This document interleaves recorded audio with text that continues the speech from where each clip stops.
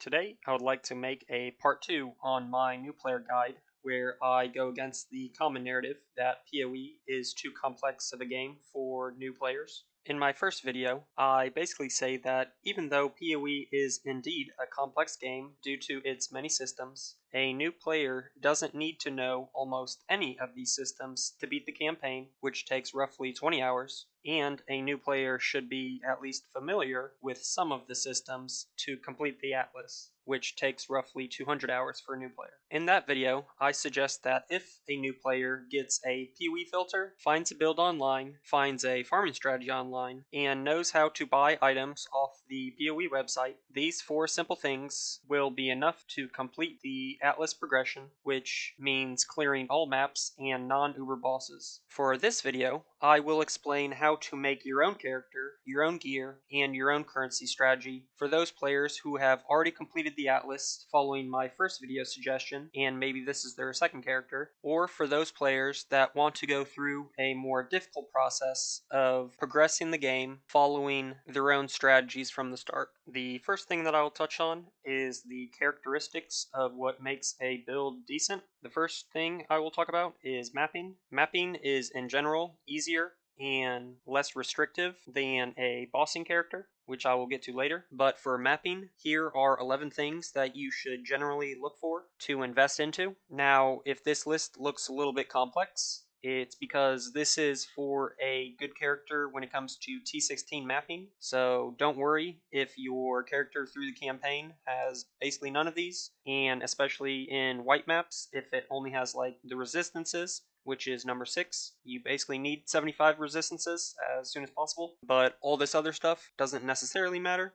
Just as you progress through the maps from tier 1 to tier 16, you should start checking off some of these boxes. As for bossing characters, it's fairly similar to your mapping character, except instead of AoE DPS, you basically just need single target, and on top of that, you need a lot more damage and way more tankiness, as the biggest difference will be the need for higher elemental resistances and or suppression, which again is line 6, but other than that, you'll need more health, more regen, more resistance, more evasion, more armor, because in general, bosses hit way harder than maps. So now that we know what we want from the build, we will now start planning the build, and for this, you will want to have the program Path of Building, which for newer players will give a lot more insight on how much nodes will give your character. Thus, you can get a better grip of what stats are actually good for your build. But for the first example, we will be making a life-based spellcaster, and we are going with a witch on the top side of the tree, because the top side of the tree is usually where spellcasters pick up all their nodes. And the first thing that we are looking for is we are pathing to all the life, as we want at least 140% life, and while pathing to life, we will pick up all the other things that we want from the build, which is spell damage, elemental damage, spell crit, and AoE. And on top of that, basically for every single build, since auras in this game are pretty OP, you're going to at least want to pick up 1, 2, or 3 aura clusters. And while this is a very simplified example of making a caster, this build, even though I made it in roughly 2 minutes with very little thought process, could easily get you through yellow maps. And once you hit a sticking point, then you can min-max it into either doing more damage or defenses for whatever you need. The same process can be done for a melee build. So for a melee build, you will typically create these on the bottom side of the tree. And for this example, it will be a life-based two-hander build. So once again, for planning, we will be rushing to life, getting at least 140%. And then on our way to this life nodes, we will be picking up crit nodes, two-handed nodes, aura nodes, and AoE nodes. And additionally, since the bottom side of the tree has armor and evasion, we can pick up those nodes if we want to. And once we plan out a tree for level 70 or so, which we will be at level 70 in white maps, then while leveling, we can pick up all these nodes. And to reiterate, we are not straight bum rushing life, that's only the planning stage, so just pick up life and damage nodes equivalently while leveling.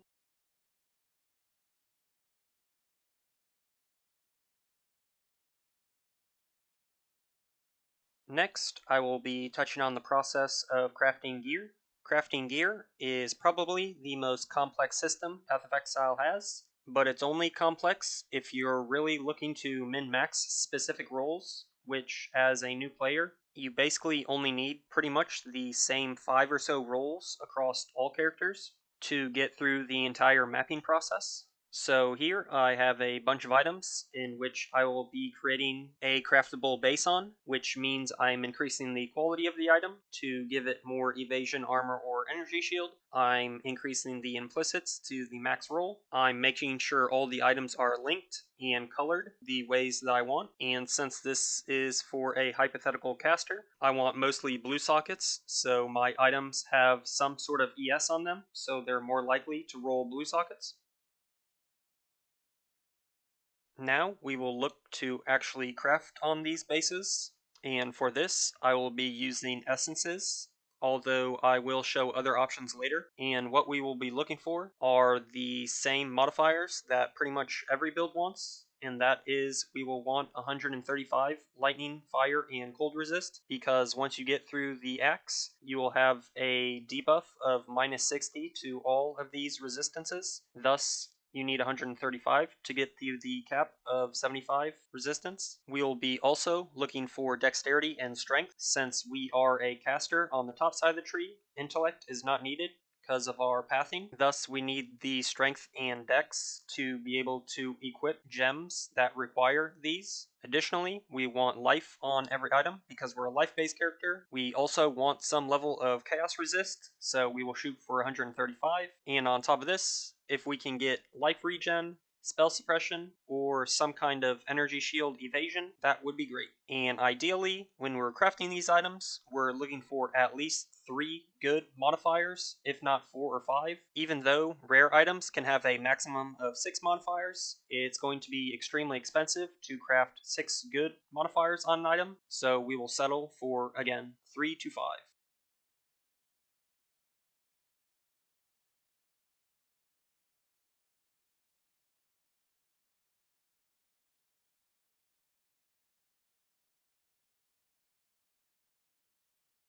And now that I showed you the cheapest way to craft gear, which is basically just plain vanilla gear and spam with essences, and then craft on a mod after, I will now show the more meta way to craft some pretty good gear, and that is to go to the POE trading website and purchase a fractured item. And what a fractured item is it has a mod on them that cannot be removed from crafting. So that mod will stay on forever. And the reason this is so good is because if it is a mod that you want, and or if it's a mod that can't be forced upon, then you are guaranteed a very rare mod. This, in combination with essence crafting, which is the first strategy that I will be using, will guarantee a 2 mod boot of the exact mods that you want. And typically, if you use 3 or 4 essences, you'll at least get 3 mods that you want, and then depending on how much you want to spend on it, you spend roughly 20 essences, you're pretty much guaranteed to have a 4 mod item and then craft on a 5th. Additionally, since this is the higher budget, we will be using Eldred's currencies to put 2 implicits on the item. And these implicits are not as good as the explicits that we put on, but will add additional power to the item. Now that I've showed you a lot of essence crafting, which is typically the best way to go about things, depending on what you're crafting, I will now show the harvest method of crafting, which harvest crafting is typically used for cluster jewels, but we will use it for boots for comparison purposes. And in this example, we will assume that I need to have lightning resist on my item. Thus, we use the lightning rule, which guarantees a lightning modifier on the item. And since boots can only roll lightning resist as a lightning modifier, it is guaranteed. And we end up getting fairly lucky with our suffixes being very strong with really high resistances, but our movement speed roll isn't ideal with only being 20, since we typically want at least 30 or higher when it comes to endgame items, but still a decent outcome.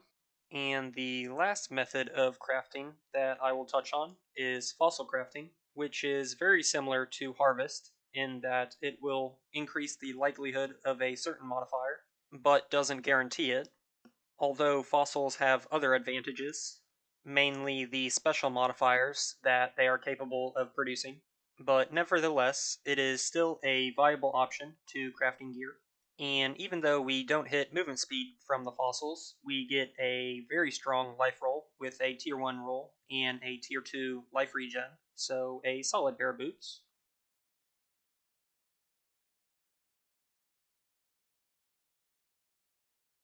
And like I said at the beginning of the video, crafting is one of the most complex systems in the game, so I'm not going to go over every single possibility. But the last thing that I will cover is corrupted items, as corrupted items cause a lot of confusion with new players. And basically all you need to know is that you cannot change corrupted items unless you do two different things to it, and that is they require special currency called tainted currency to change any of their properties, but also you can force change it through the crafting bench, and it will cost additional vault orbs to change it. And the last thing that I will cover is for you to make your own farming method. So on screen right now is a base Atlas passive tree in which I pretty much use no matter what. So once again, Eldritch Altars are currently really broken in the game. You can't really not get them.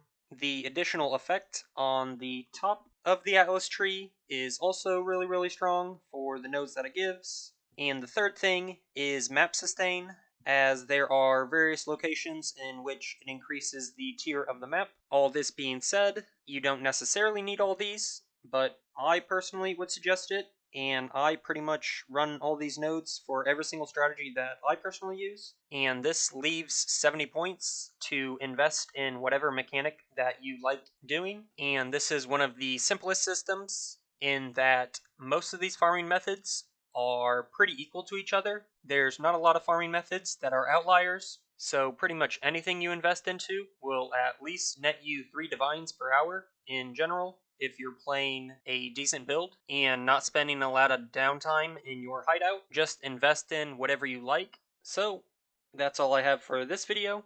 As I've said previously, yes, this isn't all the information in the entire game in its totality in 13 minutes, but this should be a good general guide in which you can build on your knowledge as you delve deeper into these systems and other systems in the game.